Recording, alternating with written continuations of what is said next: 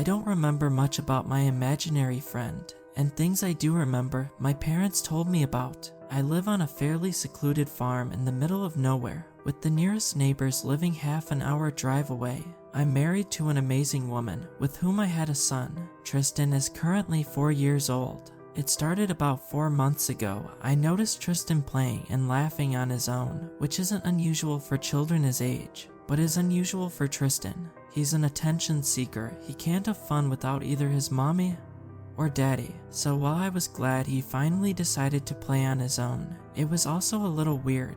I walked up to him with a big grin on my face. "Who are you playing with, Tristan?" He looked at me, his expression showing a hint of confusion. Then he looked away, nodded at something, and looked back at me. "With my friend," he exclaimed proudly. I remember thinking that maybe an imaginary friend isn't such a bad idea for him. "Oh really? What's his name?" "He doesn't want me to tell you," Tristan responded, still playing with his toys. I shrugged it off. "All right, have fun," I said and walked off into the kitchen.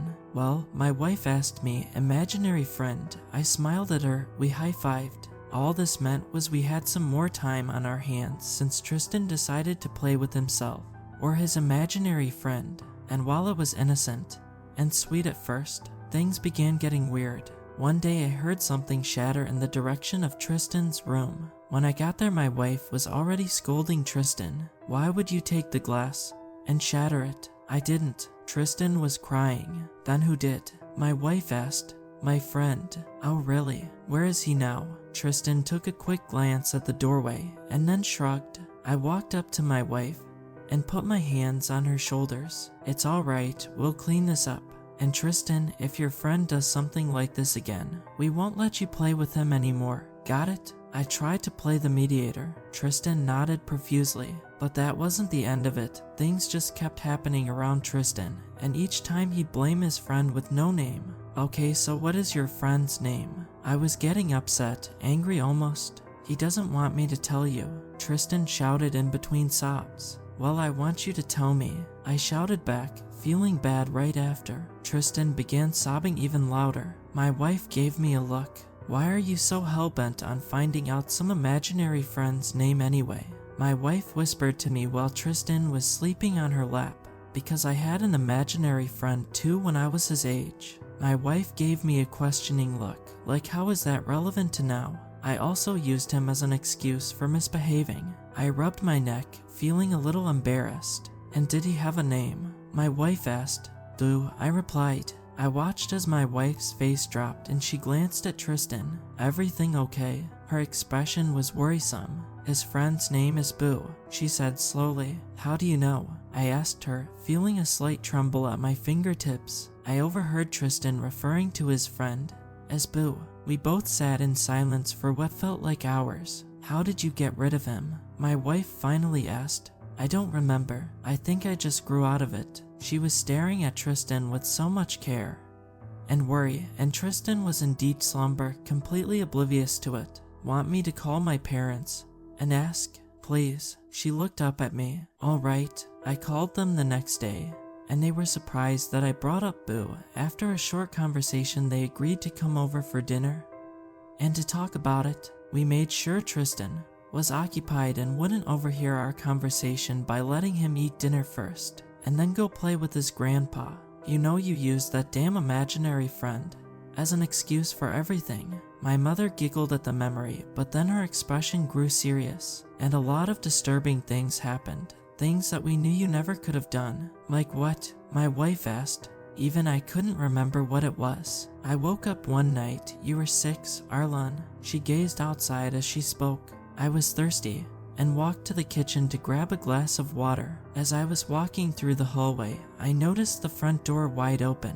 My wife was listening in intently. Meanwhile, I was somewhat distracted, my attention on the sounds of my father and my son playing in the other room. Their laughs and giggles warmed my heart. I was too tired to think on why it was open, so I just walked over and wanted to close it, but then I noticed the stable gate wide open. I began walking to the stable and heard giggles. "It was your voice, Arlan."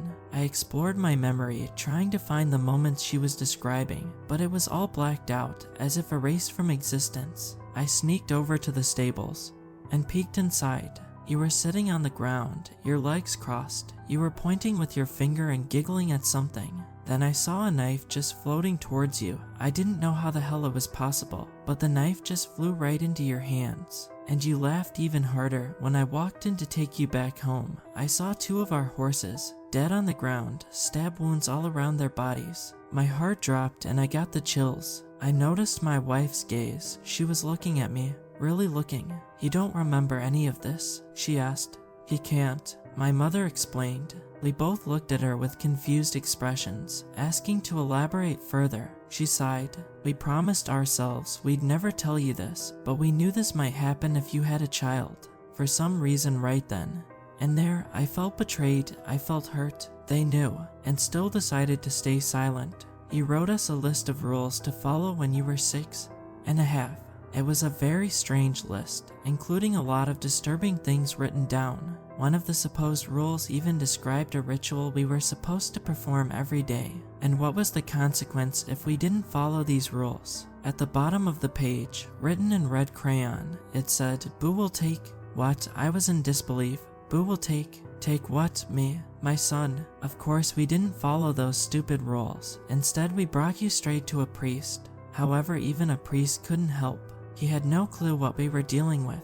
It was a punch in the gut, and we were ready to give up.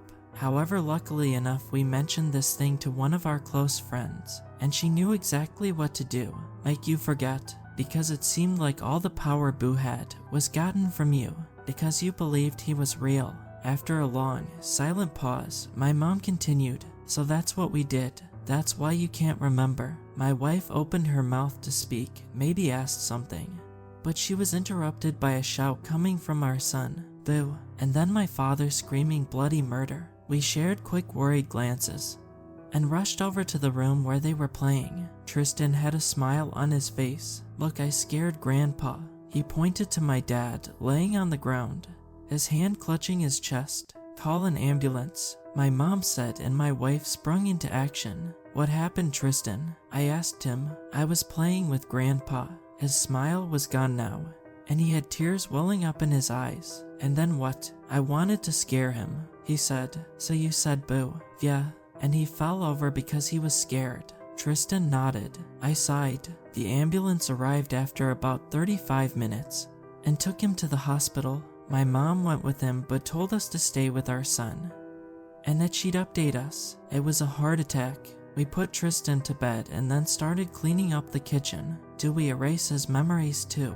my wife asked. For some reason, I really hated that idea. I really hated my childhood being taken away from me. Just erased like that, and I'm sure Tristan would hate that too. But at the same time, what else can we do? I shrugged. I don't know. Well, we have to do something before this thing does something to our son too. I nodded. We went to sleep shortly after, but I don't want to.